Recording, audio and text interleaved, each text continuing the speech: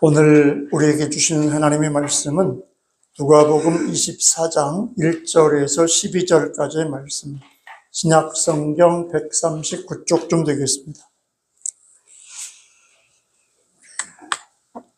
누가복음 24장 1절에서 12절까지의 말씀을 한 절씩 나누어서 읽도록 하겠습니다. 계명을 따라 안식일에 쉬더라. 안식 후 첫날 새벽에 이 여자들이 그 준비한 향품을 가지고 무덤에 가서 들어가니 주 예수의 시체가 보이지 아니하더라.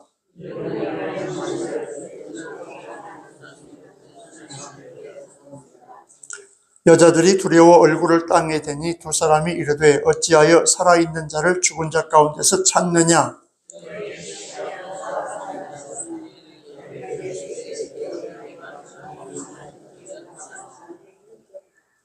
이르시기를 인자가 죄인의 손에 넘겨져 십자가에 못 박히고 제3일에 다시 살아나야 하리라 하셨느니라 한데,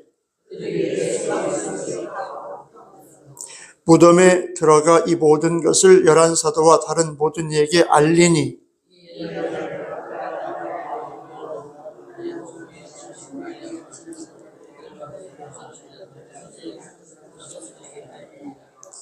(11절 12절) 같이 읽습니다. 사도들은 그들의 말이 허탄한 듯이 들려 믿지 아니하나 베드로는 일어나 무덤에 달려가서 구부려 들여다보니 세마포만 보이는지라 그 된 일을 놀랍게 여기며 집으로 돌아가니라. 아멘.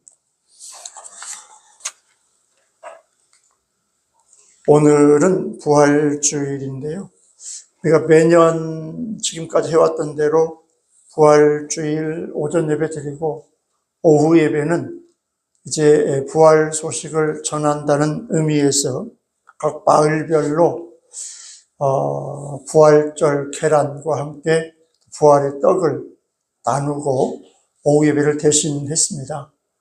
그동안 코로나 때문에 그걸로 그냥 끝났는데, 올해부터 또 부활주일 연합예배, 불양면 기독교연합회에 부활주일 연합예배를 코로나 전까지는 매년 오후 3시에 이렇게 그 신용교에서 드렸는데 올해부터 2시에 드리기로 했어요. 2시에 드리기로 하다 보니까 시간이 촉박해요.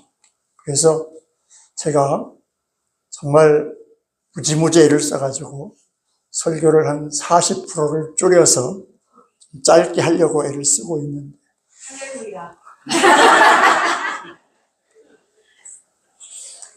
하긴 10분 하나 40분 하나 뭔 차이가 있을까 생각은 늘 합니다만은 어쨌든 애를 쓰고 있습니다. 그런 줄 아시고 집중해서 들으시고요.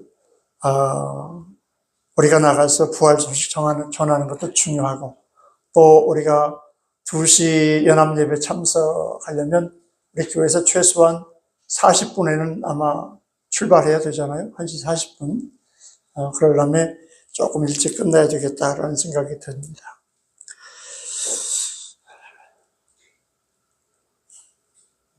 너무 은혜를 받아버리면 매주 일주일일까 봐요. 오늘 우리가 성경에 보니까 우리 3절, 5절, 6절을 다시 한번 읽어볼까요? 5절, 6절. 여자들이 두려워 얼굴을 땅에 대니 두 사람이 이르되 어찌하여 살아있는 자를 죽은 자 가운데서 찾느냐? 여기 계시지 않고 살아나셨느니라. 갈릴리에 계실 때에 너희에게 어떻게 말씀하셨는지를 기억하라. 자, 여기 계시지 않고 살아나셨느니라 라고 하는 그 말씀을 제목으로 함께 은혜를 받고자 합니다. 세상에서 인간으로서 극복할 수 없는 것들, 요즘 인간이 못하는 것이 없는, 마치 인간이 하나님이 된 것처럼 모든 것을 다 할 수 있는 위치에 올라선 것 같아요. AI를 비롯해가지고 챗GPT 등등등 이제 사람보다도 훨씬 뛰어난 능력과 역량을 가지고 이런저런 일을 처리해주는, 그래서 젊은 직장인들이 굉장히 고민을 많이 한다고 합니다. 내가 하고 있는 이 일이 앞으로 3년, 5년, 10년 후에는 AI가 대체한다고 하면은 내 일자리를 잃어버리니 어떻게 하면 좋겠냐. 어떻게 하면 50살이 되고 60살이 되고 70이 돼도 내가 일자리를 잃지 않고 일할 수 있는 직종이 뭐냐? AI를 대체할 수 없는 직종이 뭐냐라고 고민할 정도로 AI가 인간의 자리를 대체하고 있습니다. 여러분, 아무리 AI가 발전하고 또 발달한다고 한다 할지라도 극복할 수 없는 것이 하나 있는데 아마 사망이라고 하는 것, 죽음이라고 하는 것일 것입니다. 인간이 극복할 수 없는 그 죽음이라고 하는 이 문제. 오늘 성경에도 보니까 무덤 앞에 서 있는 여인들이 절망하고 있습니다. 왜 절망하고 있습니까? 그들이 믿고 따랐던 예수 그리스도가 이제 죽음이라고 하는 과정을 통해서 무덤에 묻혀버리고 말았다. 그래, 예수님 죽음 앞에 서 있는 그 여인들은 절망하면서 그 무덤을 향해서 달려갔다라고 말하고 있습니다. 절망 가운데 눈물을 흘리게 됩니다. 그런데 오늘 성경은 인간이 극복할 수 없는 바로 그 죽음의 권세를 극복하고 이겼다라고 선언을 하고 있습니다. 예수께서 죽은 자 가운데서 다시 살아나셨다고, 사망 권세를 이기셨다고, 왜 산자를 죽은 자 가운데서 찾느냐라고 하면서 책망하는 말씀을 하고 있습니다. 오늘 본문에 보니까 예수님을 따르던 여인들이 이른 새벽에 예수님의 묻히신 무덤을 찾아갔습니다. 시신에 발을 했고 향품을 준비해서, 이건 뭘 얘기하고 있습니까? 이제 예수님은 끝났다. 더 이상 살아난다고 하는 그 생각 자체를 할 수가 없었습니다. 돌아가셨으니까 돌아가신 분에 대한 최고의 예우는 그분의 그 시신에다가 고급 향품을 발라서 이제 무덤에서 잘 썩어서 이렇게 그 흙으로 돌아가도록 돕는 것이 최고의 예우였기 때문에 예수님을 사랑했던 여인들이 이제 고급 향품을 구입해서 그 무덤을 찾아갔던 것입니다. 그런데 가서 보니까 무덤 문이 열렸습니다. 그리고 예수님의 시신이 보이지 않자 여인들이 당황했습니다. 여러분, 얼마나 놀라겠습니까? 여러분, 사랑하는 아버지가, 어머니가 돌아가셔서 장례 잘 치르고 무덤 묻고 왔는데 그 3일 후에 되게 무덤을 찾아가 보잖아요. 갔더니 무덤이 떡 열려지고 거기서 사람이 살아났다고 한다면 여러분, 기뻐 뛰며 즐거워하시겠습니까? 아마 놀라 자빠져가지고 도대체 이게 무슨 일이냐고 막 기절하지 않을까.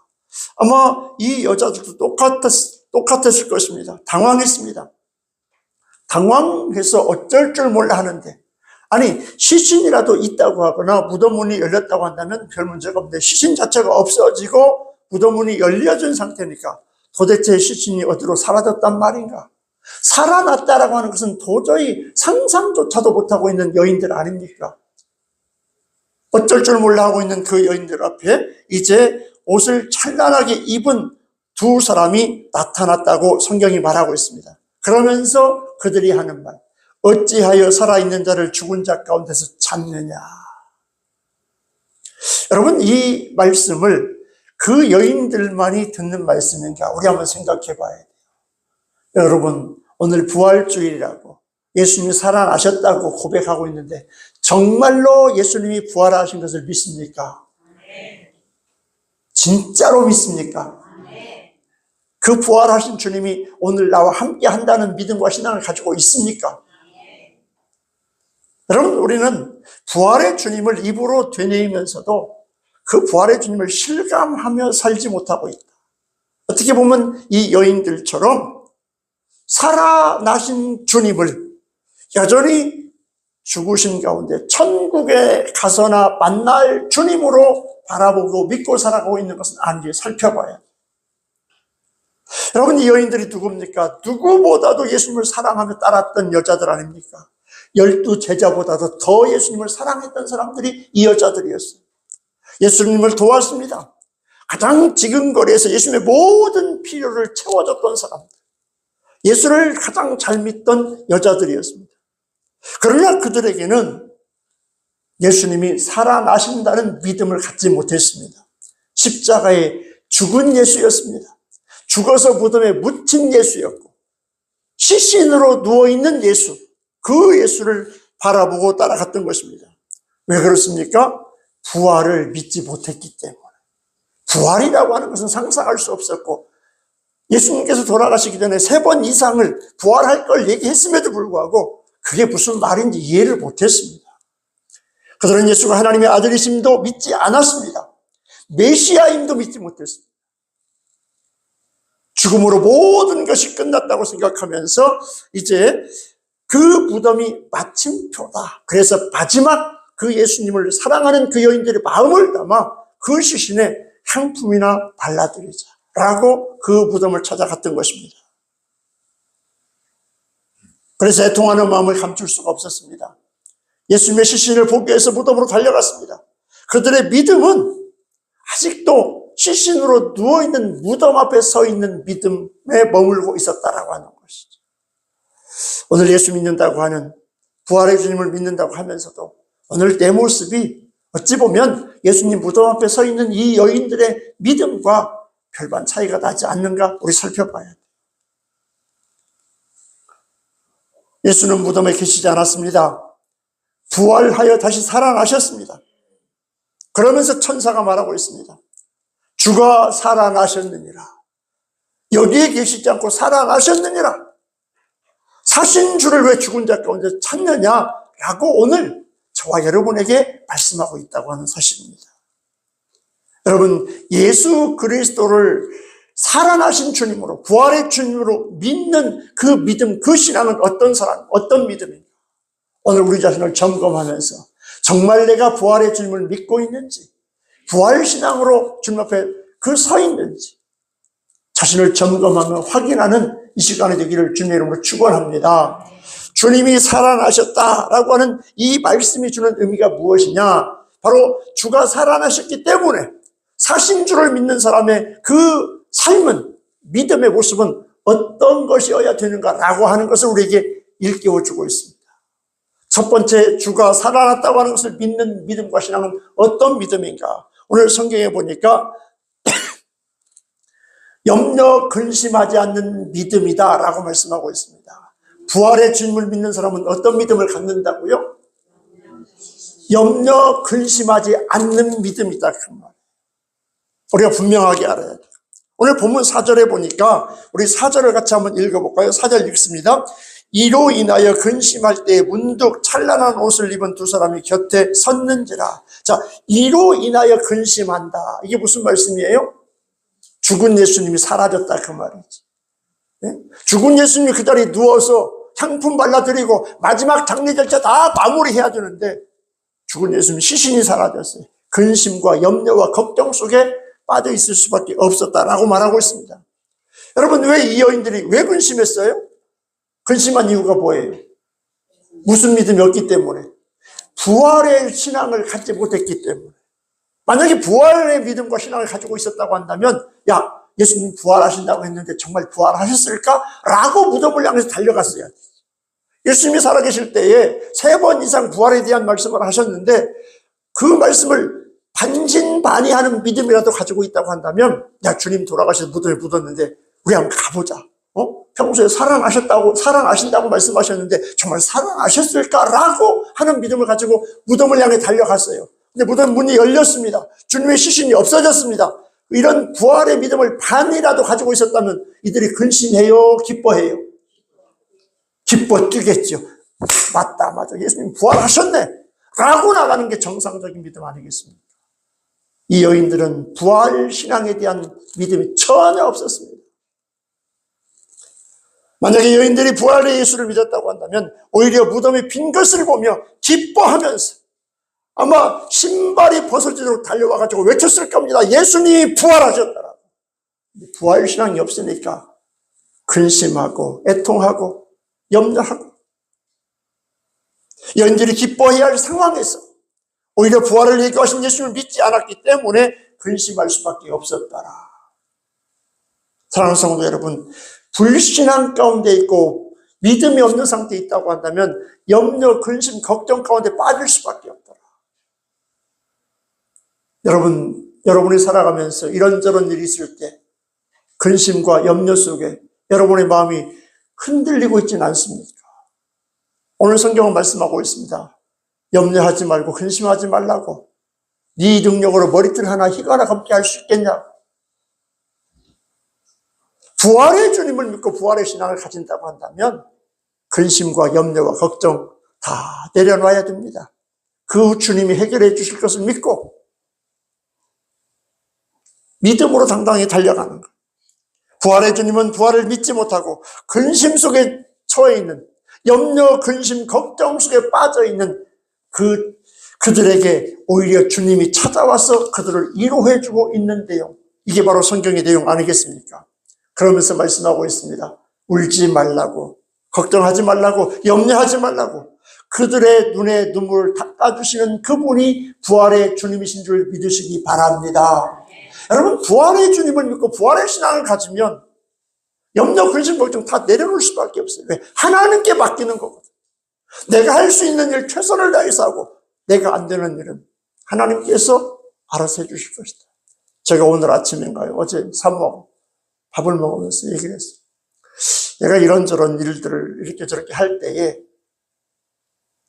누구한테 맡기거나 부탁을 하고 갔는데 이렇게 저렇게 안 되고 와서 보니까 내 생각과 내가 얘기한 대로 안 됐을 때 그때 사람이 되게 언짢기도 하고 기분 나쁘고 요즘 많이 조금 이제 철이 들어서 그때는 내가 이렇게 생각을 한다. 아하, 내가 생각했던 것이, 내가 계획했던 것이 하나님의 뜻이 아니었나 봐. 그래서 저 장로님대로, 저 집사님대로, 저 권사님께서 하신 그것이 내 생각과 내 뜻하고는 다르지만 그게 하나님의 뜻이었나 봐. 그렇게 생각하니까 너무 기분이 좋더라고요. 할렐루야. 여러분, 바로 그겁니다. 우리가 이 땅에 살아가면서 모든 것은 내가 기준이야. 그러다 보니까 내가 하나님이 되는 거야. 내 생각대로, 내 뜻대로, 내 마음대로, 내 계획대로 돼야 된다. 안 되면은 막 분노하고 자존심 상해하고. 그런데 아니더라고. 여러분, 내 생각, 내 뜻, 내 주장, 내 고집을 내려놓으시기를 주님의 이름으로 축원합니다. 주방에서 우리 이번에 부활주일 식사를 무슨 조가 했어요? A조가 했어요? A조가 할 때 은혜롭게 정말 재밌게 잘 하셨습니까? 서로 막 다투면서 이거 하자 저거 하자 하지 말자 뭐 하자 하지 않으셨어요? 여러분, 그 여러 가지 사람이 모이다 보면 이런저런 의견이 나올 수밖에 없어요. 그랬을 때 부정적인 쪽, 안 좋은 쪽으로 하는 얘기는 하나님의 뜻이 아니에요. 뭐든지 되는 쪽으로 얘기하는 것이 하나님의 뜻이고 그 되는 쪽이 내가 생각했던 건 저건 안 했으면 좋겠고 저건 했으면 좋겠고 내 뜻대로 안 됐다고 해서 분노하거나 그걸로 인해서 자존심 상해하고 거기서 삐져가지고 돌아가고 하면 이건 누구의 장난에 놀아나는 거예요? 마귀 사탄의 장난에 놀아나는 거예요. 내 생각대로 안 되고 내 뜻대로 안 되고 누군가의 의견대로 됐다고 했을 때 이것은 어떻게 생각해야 된다고요? 아하, 내 뜻이 아니라 하나님이 기뻐하시고 하나님의 뜻인가 보다 라고 생각을 하면 즐거워요? 아니면 마음이 기분이 나빠요? 즐겁단 말이죠. 여러분, 그렇단 말이죠. 우리 하나님께서 찾아와서 모든 것을 다 하나님께 맡기면 하나님이 해결해 주실 뿐만 아니라 아니 그렇다고 가만히 있으라는 거 아니에요. 내가 할 수 있고 내가 할 일은 열심히 최선을 다해서 하는 겁니다. 내 능력을 벗어나는 모든 것들, 그 다음에 내 생각대로 안 된 모든 것들, 그것을 원망불평하지 말고 하나님의 뜻 안에서 하나님께서 그렇게 하시기를 원하셨나 보다라고 생각하면 내게 은혜가 되고 우리 모두에게도 은혜가 되는 줄 믿습니다. 우리 신앙교회 성도 여러분들은 여전도의 A조가 됐든 B조가 됐든 남선교가 됐든 어디가 됐든 합력해서 화목을 이루는 아름다운 일들을 이루어가시기를 주님의 이름으로 축원합니다. 아마 주차장이 지금 공사하는 일도 다 끝나고 나면 그때 그 얘기를 했어요. 아마 이 일 끝나고 나면 분명히 어떤 사람이든 누군가는 여기는 왜 이렇게 했어? 저기는 저렇게 했어. 항상 모든 일을 하다 보면 그런 사람들이 꼭 나와요. 근데 그런 사람들의 특징은 한 번도 코빼기도 안 비춰본 사람들이 그러더라고. 그래갖고 여기는 어쨌냐 저쨌냐. 여러분, 그것은 누구에게 놀아나는 것? 마귀 사탄에게. 내 생각과 내 뜻은 여기 이렇게 했으면 좋았으면 이렇게 했네.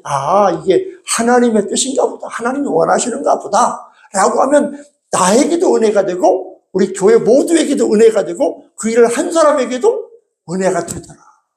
그런데 오늘 우리 교회 하는 일 보면 우리 유효종 집사님 하시고 우리 김택술 장로님, 박노식 집사님 정말 막 안쓰러울 정도로 고생을 많이 하셔요. 땀 흘리면서. 정말 잘하셔요. 빈틈없이. 너무 꼼꼼하시게 잘하셔가지고 때로는 제가 막 그 맞춰드리기도 야, 참 꼼꼼하고 세밀하게 잘하신다 라는 생각이 들 정도로 너무 감사합니다. 지금까지 잘 왔습니다. 앞으로 또 정말 유종의 미를 거두어서 우리 교회 가장 아름다운 교회로 만들게 하시고 만들어 갈 줄 믿습니다. 네. 최선을 다해서. 부활의 주님을 만나면 근심 대신, 걱정 대신, 염려 대신 마음의 기쁨이 회복이 되고 화평과 화목을 이루게 되고 또한 평강이 오게 되는 줄 믿으시기 바랍니다. 그래서 이 부활의 주님은 마음의 근심과 염려와 걱정을 다 떨쳐버리고 화평과 화목을 이루는 사람으로 쓰임받더라. 이게 부활의 주님을 만난 자고 부활의 신앙을 가진 자라고 성경은 말씀하고 있습니다. 부활하신 주님을 믿게 되었고 근심이 떠나가면서 기쁨이 충만한 자들이 이 여인들이 되었어요. 부활의 주님을 만나고 난 뒤에. 어둡고 공허한 심령에 부활의 주님 찾아오심으로 말미암아 부활의 사람이 되고 부활의 신앙이 되고 부활의 능력을 소유한 자가 되었다고 하는 것을 성경을 통해서 확인할 수 있습니다. 여러분, 부활의 주님을 만난 이후에 이 여인들처럼 부활의 주님을 만나고 부활의 신앙으로 하나님의 영광을 위하여 살아가는 은혜가 있기를 주님의 이름으로 축원합니다. 두 번째로 부활의 주님을 만난 사람, 주가 살아나셨다라고 하는 이 말씀 속에 담긴 의미는 어떤 의미가냐? 하나님의 말씀을 기억하라는 거예요. 부활의 주님을 만난 자는 무엇을 기억하라고요? 하나님의 말씀을 기억하래요. 기억하래. 이게 얼마나 중요한지 몰라요. 여러분 6절 한번 읽어보겠습니다. 6절. 자, 우리 6절 읽습니다. 여기에 계시지 않고 살아나셨느니라. 갈릴리에 계실 때 너희에게 어떻게 말씀하셨는지를 뭐 하라고요? 기억하라. 그 다음에 우리가 8절 한번 읽어보겠습니다. 시작. 그들이 뭐 하라고요? 뭐 하고? 기억하고. 하나님의 말씀을 기억하는 것이 부활의 믿음과 부활의 신앙을 갖는 가장 중요한 초석이다. 그 말. 여인들과 제자들은 예수의 부활을 믿지 못했습니다. 여러분 밑에 보면요. 11절 볼까요? 이들의 믿음이 얼마나 한마디로 그냥 엉터리 믿음이었는지 11절에 잘 나와서 같이 읽습니다. 시작. 사도들은 그들의 말이 허탄한 듯이 들려 믿지 아니했대. 부활하신 주님을 만난 여인들이 와서 예수님 부활했다고 해서 사도들한테, 사도가 누군데요? 예수님의 12제자 아닙니까? 예수님에게 직접 3년 동안 교육받은 12제자, 더군다나 베드로를 비롯해서 그들에게 예수님이 부활했다고 얘기하는데도 허탄한 듯 들렸대. 여자들이 헛소리하는 줄 알았다 그 말이에요. 밥 먹고 쓸데없는 소리 한다 그 말이죠. 그럼 믿지 아니했대요. 여러분, 이들은 여인들뿐만 아니라 12제자를 비롯해서 예수님의 부활을 전혀 믿지 못했습니다. 그리고 그 중에 하나 베드로는 허탄한 듯 보여 믿지 아니했다고 하면서 혹시나 하는 마음으로 뛰어갔어요. 무덤으로. 달려가서 보니까 예수가 다시 살아나시지 않았을까라고 하는 생각을 전혀 못했다고. 무덤을 가서 확인하면서도 부활에 대한 믿음을 갖지 못한 게 베드로였고 12제자들이었다. 그 말. 얼마나 믿음이, 여기 계신 여러분들이 12제자보다 믿음이 더 좋아요. 아멘. 대답 안 하는 분들은 아까 부활의 주님을 만난다고 해놓고도 여러분 12제자 보세요. 성경에 부활의 주님을 부활의 주님 만난 여인들이 전해주는 말도 안 믿었잖아요. 헛소리하고 있네. 한마디로 지금 뭔 소리야? 왜 헛소리하고 다녀? 이러고 했다는 거 아닙니까? 그리고 그러면서도 달려갔어. 근데 무덤문을 열어놓고도 예수님이 부활했다는 생각을 하지 않았다고 하는 그거 정말 이상하잖아요. 그리고 터덜터덜 돌아왔다. 빈 무덤을 보고도 부활을 알아차리지 못한 이유가 무엇인가? 무덤을 확인하고도 부활을 알아차리지 못한 이유. 오늘 성경 보니까 뭐를 몰랐기 때문에, 뭐를 기억하지 못했기 때문에, 말씀을 기억하지 못했기 때문에, 여러분, 예수님이 부활 얘기 한마디 이런 방구 안 하시고 죽으셨다 부활한 거 아니에요. 십자가에 달리시기 전에 3번 이상을 내가 죽었다가 3일 만에 부활할 것이다. 저 예루살렘 성전을 헐어버려라. 3일 만에 내가 다시 건축할 것이다. 맨 처음에 하신 말씀 뭘 얘기하고 있습니까? 당신의 죽음을 얘기한다고 성경은 기록하고 있잖아요. 그 뒤로도 2번, 3번 얘기하셨다. 여러분, 이들은 주님의 말씀을 듣고도 전혀 기억하지 못했어요. 그러니까 주님이 말씀하신 그 말씀을 기억하지 못하니까 부활의 믿음을 가질 수도 없었고 그야말로 여인들만 또 못한, 그들의 말을 듣고도 믿지 못하는, 말씀을 들었지만 그 말씀이 그 인격에 스며들지 못했어요. 믿음으로 받아들이지 못했어요. 이게 오늘 성도들의 문제란 말이죠. 여러분, 얼마나 많은 하나님의 말씀을 듣습니까? 주일 오전에 듣고 오후에 듣고 수요일날 저녁에 듣고 또 새벽에 듣고, 얼마나 많은 말씀을 1년이면 52주, 1년에 주일 예배 한 번만 나오면 52번을 들어요. 여러분, 예수 믿은 지 얼마 됐습니까? 우리 신양교에서는 아마 고영순 집사님 빼고 10년 이상 다 됐을 것 같아요. 1년에 52번, 10년 다니면 몇 번 들어요? 520번 무슨 말씀을 들어요? 하나님의 말씀을 들었어요. 그런데 그 말씀대로 예수님 비슷한 믿음과 신앙의 사람이 됐습니까? 듣긴 들었는데 기억하지 않고 사는 거야. 알긴 알았는데 마음에 새겨두고 살지 않는 거야. 그리고 교회문 딱 나가면 그냥 내가 살아온 방식대로, 내 고집대로, 내 습관대로 살아가는 거예요. 이건 부활의 주님을 만난 거 아니란 말이에요. 부활의 주님 만났다고 하는데 한번 잘 생각해 보세요. 진짜 부활의 주님 만났는지. 하나의 종교인으로 남아있다. 그 말씀을 들었다고 한다면 그 말씀을 곱씹고 새기고 기억하고, 그 말씀을 기억하면서 사는 곳마다 그리스도인으로서 어떻게 판단하고 어떻게 행동하고 어떻게 살아야 할 것이 그때그때마다 말씀이 기억돼가지고 그 말씀대로 그리스도인다운 모습을 드러내며 살아야 되지. 이거를 가르쳐서 고린도전서는 그리스도의 향기를 드러낸다. 여러분, 여러분의 삶 속에, 여러분의 인격 속에 예수의 향기가 묻어나고 있습니까? 제가 아침에 여기 딱 설교 강단에 들어오는데 그냥 향수 냄새인지 꽃향기인지 하여튼 향기가 쫙 나서 기분이 참 좋더라고요. 예. 여러분, 그 아름다운 꽃, 우리 꽃꽂이는 김영희 권사님이 정말 최고의 수준이에요. 예, 이 정도면 저 강남 최고의 교회에다 갖다 놓은 손색이 없는 실력과 수준을 갖췄어요. 하나님 주신 달란트 정말 귀한 달란트. 어제 아침인가 새벽에도 저 꽃꽂이 끝나고 나면 남은 꽃 가지고 밖에다 했는데 꽃향기가 사무실로는 쫙 나더라고요. 너무 좋아. 여러분, 이 몸속에 배어있으면 저절로 그냥 향기가 드러나게 되어 있습니다.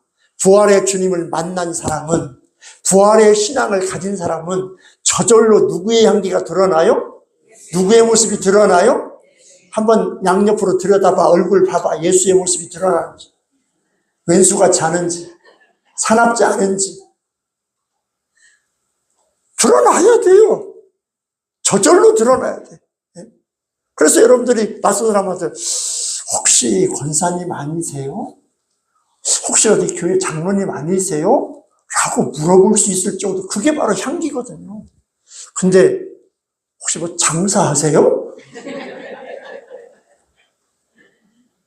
혹시 뭐 사업하세요? 이건 잘못 사는 거란 말이지. 부활신하고 전혀 상관없어요. 말씀을 묵상하면, 말씀을 들었으면, 말씀을 깨달았으면 그 말씀이 내 심령에 속아 스며들고 내 삶에 스며들어서 그게 저절로 삶 속에 들어나와야 돼. 말씀을 기억하지 못하고 듣긴 들었는데 잊어버리고 살고 생각지 않고 사니까 교회는 다니는데 삶이 엉망인 경우가 얼마나 많다고. 하나님의 말씀은 지성과 감성과 의지에 영향을 미쳐요. 인격을 변화시켜요. 그 사람의 성품을 변화시킨다 그 말이지.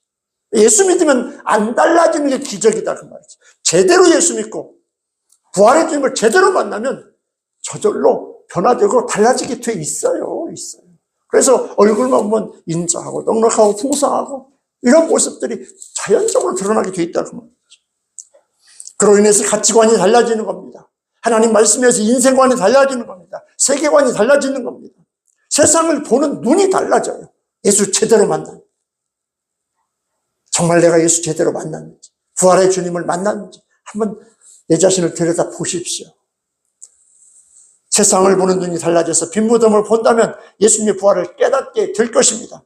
말씀을 기억할 때 거기에 부활의 주님이 계시고 또한 그 주님이 만나 주실 줄 믿으시기 바랍니다. 여러분, 하나님 말씀 듣는 이 설교, 예배 얼마나 소중하니, 내 영이 죽느냐 사느냐, 말씀을 들은 것을 내 심령을 살릴 수 있도록 기억하고 생각하고 그 말씀대로 살아내는 것, 이게 부활의 주님을 만난 부활의 신앙이다, 그 말씀입니다. 마지막 세 번째로 부활의 주님을 만난 자는 어떤 모습을, 어떤 삶을 사는가?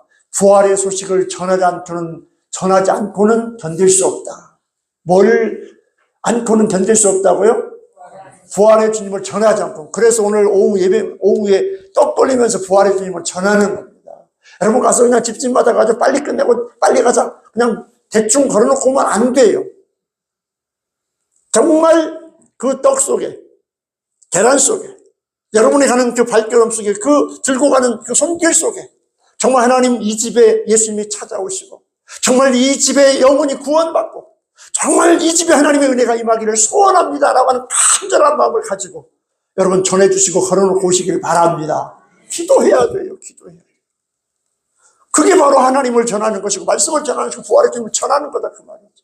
여러분, 여러분들이 그 계란과 떡을 걸어놓고만 사람이 없다가 나중에 들어와서 그것을 보면서 이걸 누가 놓고 갔을까 알까요? 모를까요?